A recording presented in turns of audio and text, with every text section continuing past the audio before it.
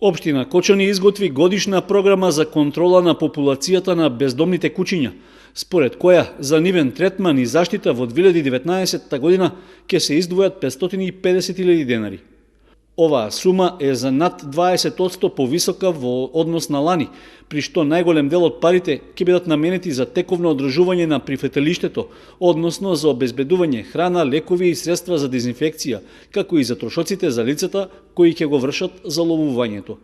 Со програмата за наредната година е предвидено да се третираат околу 150 бездомни куќиња, колку што просечно годишно се идентификуваат на територијата на општината.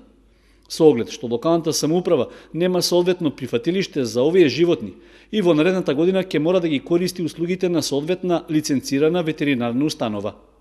Исто така, во програмата е предвидено да се одвојат и дел од парите за организирање манифестации и јавни настани за подигање на свеста на граѓаните за вдомување и одгледување на бездомните животни. Годишната програма ќе ја реализира комуналното предпријатие Водовод, кое има задача да спроведе постапка за јавна набавка за избор на оператор кој ќе ги извршува услугите. Доколку на јавниот повик не се јави лиценциран оператор, тогаш општина Кочани се задолжува договорно да ангажира двајца лиценцирани заловувачи, како и фирма што ќе ги транспортира заловените животни до институција во која ќе се врши третирање на бездомните куќиња.